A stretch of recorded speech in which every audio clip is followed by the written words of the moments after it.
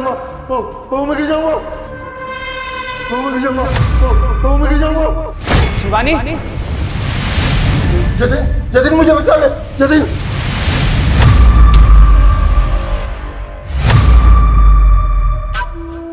भगवान का लाख लाख शुक्र मैं बच गया।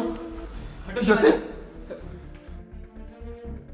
अरे पापा, आप ठीक हो गए? आप अपने पैरों पर खड़े हो गए?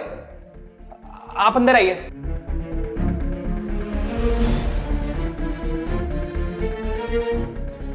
पापा, आपके पैर ठीक कैसे हो गए? पता नहीं बेटा क्या हुआ, मेरे पैर में अचानक से झटका लगा और मैं खड़ा हो गया। चलो, भगवान का लाख लाख शुक्र है, कम से कम आप अपने पैरों पर तो खड़े हो गए। अरे नहीं नहीं बेटा, शुक्रिया तो हमें बहू का अदा करना चाहिए, इसकी वजह से ही मेरे पैर ठीक हो गए। पैर ठीक हो गए या पैर पहले से ही ठीक थे? अरे नहीं नहीं बेटा, कैसी बातें करते हो?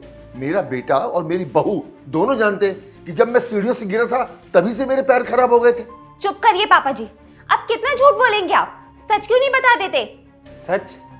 कैसा सच शिवानी?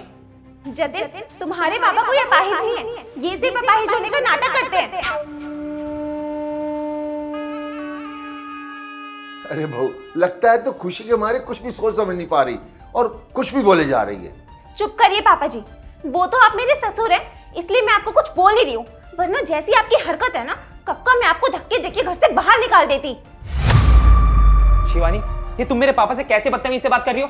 तुम्हारा दिमाग तो ठीक है ना? चलो अभी के अभी माफी मांगो मेरे पापा से। बेटा क्यों अपना मूड खराब कर रहा है? देख आज खुशी का दिन है, मेरे पैर ठीक हो गए, चलो तुम सबको आज बाहर खाना खिलाता हूँ। बस करिए पापा जी, अब बहुत हो गया आपका। जतिन, मैं तुम्हें सब सच बताती हूँ। और बेटा भाई, कैसे आना हुआ? हो बहन, मेरी अभी अभी डॉक्टर की पढ़ाई पूरी हुई और यही पास के हॉस्पिटल में ना मेरी प्लेसमेंट लगी है, और चाची से पता लगा कि तू यहीं पास में ही रहती है, तो बस मिलने चला आया। और बता, घर में सब ठीक? क्या बताऊं भाई, सब कुछ तो ठीक ही है, पर जब से पापा जी सीढ़ियों से गिरे हैं ना, उनके पैरों में फ्रैक्चर आ गया और तब से वो चल फिर नहीं पा रहे हैं। पर बहन, इस बात को तो 9-10 महीने हो गए, अब तक तो उन्हें ठीक हो जाना चाहिए था, वो भी ठीक नहीं हुए। पता नहीं भाई, मुझे भी ना कुछ समझ नहीं आ रहा।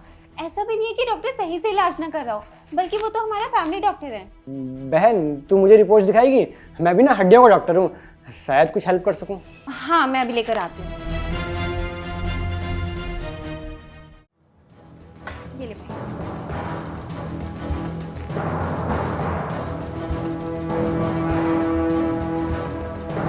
बहन, इस एक्सरे में तो साफ दिख रहा है कि तेरे ससुर के पैर तो बिल्कुल ठीक है, कोई फ्रैक्चर नहीं है उनमें। और जहाँ तक इन दवाइयों का है, तो ये दवाइयाँ भी हड्डियाँ ठीक करने की नहीं है, ये तो नॉर्मल मल्टीविटामिन हैं। क्या भाई, पर ऐसा कैसे हो सकता है? पापा जी तो 9-10 महीने से चल फिर भी नहीं पा रहे हैं। पक्का तुझे रिपोर्ट सही से तो देखनी आती है ना, क्योंकि तू अभी अभी डॉक्टर बना है, कहीं तुझसे रिपोर्ट्स देखने में गलती ना हो गई हो। अरे बहन, तू ये कैसी बातें कर रही है? ये रिपोर्ट्स देखना ना बहुत आसान होता है, और अगर तुझे मुझ पर यकीन ना हो तो मेरे नॉन में ना बहुत सारे हड्डियों के डॉक्टर हैं, तू उनसे बात कर ले। देख भाई, मैं तेरे काम पे कोई सवाल नहीं उठा रही हूँ, पर ऐसे कैसे हो सकता है? देख बहन, इन रिपोर्ट से साफ साबित होता है कि तेरे ससुर लंगड़े नहीं है। अब वो लंगड़े होने का नाटक क्यों कर रहे हैं, अब ये तो वही बता सकते हैं। पर पापा जी नाटक क्यों करेंगे? वो तो बिना किसी सहारे के पापा जी का पानी गर्म करके रखा था, ग्लास में निकालना तो भूल ही।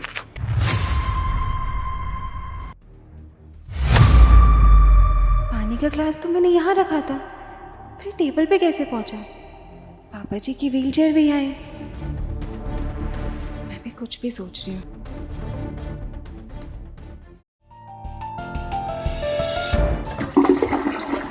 पापा जी गए होंगे वॉशरूम में। पापा जी की व्हीलचेयर तो यहाँ है, फिर वॉशरूम में पापा जी कैसे चले गए?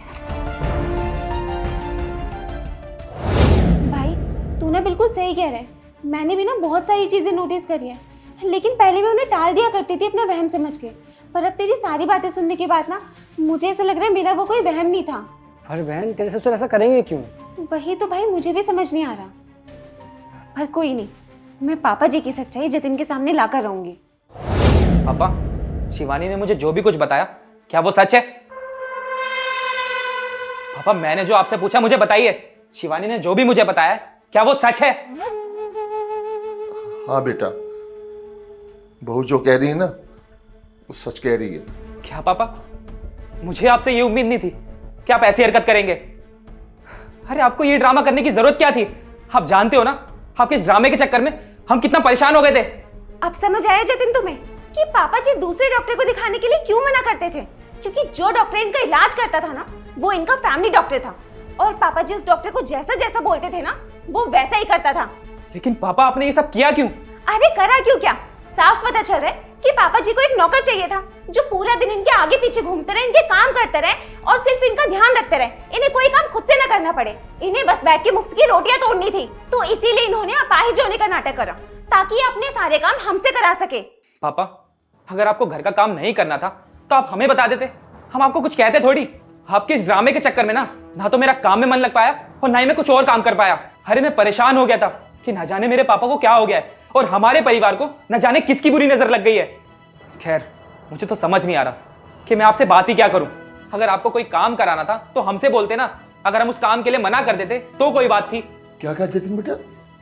अगर मुझे कुछ काम कराना हो तो मुझे तुम दोनों को बोलना चाहिए था। अरे मैंने एक बार नहीं 1000 बार बोला। और अपने बाप को सुनाने से पहले ना जरा अपने दिमाग पे जोर डालो। अरे आया कुछ याद? बहू, बहू। हाँ जी पापा जी। अरे बेटा जरा पानी गर्म कर देती तो मैं दवाई खा लेता। पापा जी मुझे खाना तो खा लेने दीजिए, मैं अभी स्कूल से आकर बैठी हूँ, आप आते ही काम बताने लग जाते हैं। खुद गर्म कर लीजिए। जतिन, वो बेटा मेरे पेंशन का काम है, थोड़ा मुझे बैंक ले चल बेटा। अरे क्या पापा आप भी इन छोटे छोटे कामों के लिए मेरे पास आ जाते हैं। अरे मेरा भी तो ऑफिस का काम है, इतना सारा काम पेंडिंग पड़ा हुआ है, मुझे वो करके देना है। और वैसे भी बैंक ना ज्यादा दूर नहीं है, आप खुद पैदल चल के चले जाइए, पूरे दिन घर पर ही बैठे रहते हैं, इसी बहाने आपकी वॉक भी हो जाएगी। अरे जतिन बेटा, वो मेरा नजर का चश्मा टूटे बेटा 1 हफ्ता हो गया है। तुझे कहा था, तू भी कह रहा था ले चलूंगा। बड़ी दिक्कत हो रही है बेटा बिना चश्मे के, ले चल जरा मुझे। अरे पापा मैं ऑलरेडी ऑफिस के लिए लेट हो चुका हूँ, ये छोटा सा तो काम है, आप खुद कर लो ना। सारे काम मैं ही करूँ क्या आपके? अब आपको लेकर जाऊंगा दुकान पर तो और लेट हो जाऊंगा।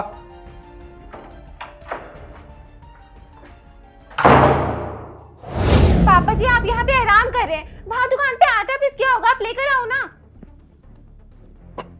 अरे बहू, मेरे घुटनों में बहुत दर्द हो रहा है, मैं कैसे जाऊंगा? पापा जी आपके घुटनों में दर्द हो रहा है और घर में आटा नहीं होगा तो मैं खाना कैसे बनाऊंगी? क्या खाएंगे आप लोग? जाकर लेकर आइए। अच्छा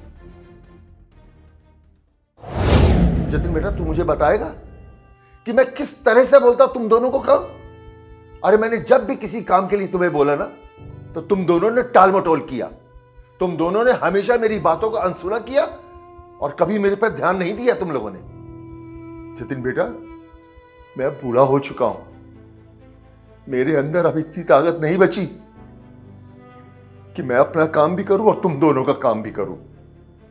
अरे इस उम्र में आके ना तुम लोगों को मेरा ख्याल रखना चाहिए, लेकिन नहीं, तुम दोनों को अपना काम जरूरी है। अरे मैं मानता हूं कि तुम लोगों को अपना काम भी जरूरी है, लेकिन इस उम्र में आके ना माँ बाप का ख्याल रखना भी जरूरी है। बच्चों की कुछ जिम्मेदारी होती है अपने माँ बाप के प्रति जो उनको निभानी चाहिए। जतिन बेटा, जब तू छोटा था ना तभी तेरी माँ चल बसी। अरे तुझे मैंने पाल पोस के इतना बड़ा किया, तब मेरे शरीर के अंदर ताकत थी, मैंने हर जिम्मेदारी निभाई।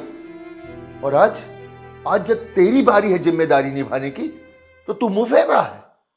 मैं मानता हूं कि मेरा तरीका बहुत गलत था, मुझे ऐसा नहीं करना चाहिए था, लेकिन क्या करूं, जब पानी सिर से ऊपर चला गया